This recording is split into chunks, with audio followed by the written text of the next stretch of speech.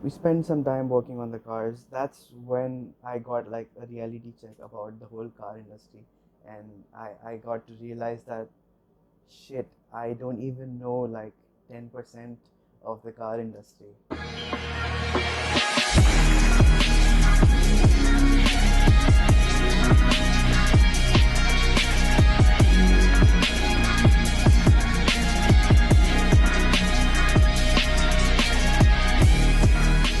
When I was in Manipal, just waiting there, taking the course, selected the subject, waiting to learn something from the university structure. I reached the third year, came across this one professor who has come from India, Manipal, and so there's this Society of Engineers, or S.A.E, Society of Automotive Engineers. So they have this competition, two sets of competitions. One is like a off-road buggy, one is a single-seater track car. He introduced us to S.A.E Baha, and then I just started searching about it. What is S.A.E Baha? Where does it happen? I found that there are these university students who design and make a buggy, and then there's an event and there's a competition. They race the buggies together. I was like, this is the thing. This is where I'm going to learn my automotive engineering. Resistance, faced a lot of resistance from a lot of professor coming and saying, oh, this is not what you do in Dubai.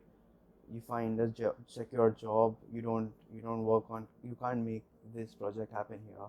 This is not the market or place for it. University was not ready to support us. We just walking around Dubai. We made like a sponsorship proposal, walking around Dubai from company to company, asking people for help. Nobody was willing to help. Finally came across this company called Dune Bikes. This guy called Sean was standing right there. Walked to him. Apparently he knew already what it was. He's like, you guys want to make it? There was another group making it with us before.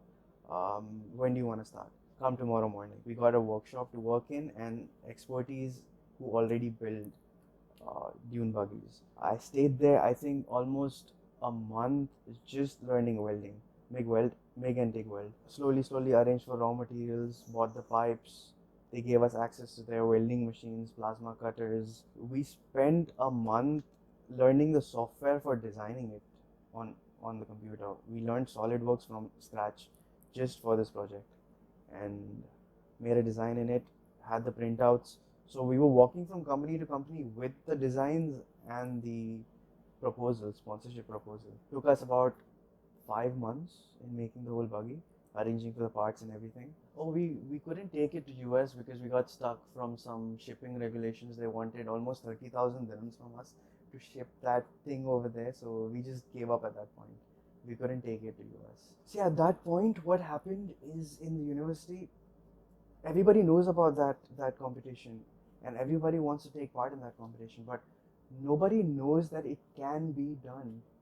It's that the whole car looks like a unreachable task at that point because you are like what mugging up maths equations and writing that in the paper. From building a car seems impossible. So when people saw that, it became like a trend. So it's our car, and then there are multiple cars next to it today. If you go to Manipal, there were, I think, another 6 teams that took part in the same event and same competitions and went much further than we did because because of this confidence that everybody, the university and the students, got from what we did. Like, started a wave which kind of grew over time. It's just very nice to see today when you go there, and people still talk about you. Oh, this is the first car, these guys made the first car. Nobody had the interest levels that I had at that moment, and bring things together, make people feel that when we started, we can complete it. It was a task. But in UK, this is my masters. So after Manipal, I went to masters because I was like, I didn't study shit here. Maybe masters they'll teach something. Doesn't happen. So it's once you're done with 12th, whatever you learn in your life is on your own, or unless you find a mentor. No other way. University, schools don't teach you anything. There, it's a trend. It's an already started trend that every year a batch of students do this. So I go to that university and I'm given a task like, do this. There, I also took up chassis design. I regret that. If I would have taken something like drivetrain or something, I would have learned more about drivetrain back then than that I had to do now once I've come back to Dubai, already handed over a business. So that was a lot harder later on. So did the masters, did the car, came back to Dubai, and while I was in the UK, I used to visit home a lot. Uh, my parents used to keep calling me, just come. There's a weekend, come. We want to see you. So I put my this interest about garages in front of my dad. I didn't say I need a garage or something. So first time when I came, dad showed me a garage. He's like, look, this garage is up for sale. Let's go see it. So he took me to this place called Al Karsh. I saw the place. It was a mess. It was like a shed, one lift, and no flooring, just sand. So I thought, what can I do here? Let's not buy this place. Let's look for something better. I was searching a lot over there. What is a garage? What does a garage need? What do you do in a garage? What is car repair? What faults come in a car? Just randomly searching because now I have internet. Then I came across this garage for sale in Dubai. So next time when I visited Dubai, I'm like, Dad, last time you showed me a place, now I'm showing you a place. Let's see. Let's just go see. Nothing, no plans, nothing to buy. Just see. It was in Al Asail Street, Al Quoz. Went to Al Asail Street, saw the place. It was a empty warehouse with tiles everywhere and one lift in the center and an office. Dad was not very impressed with the place. The guy was selling it for like 300k.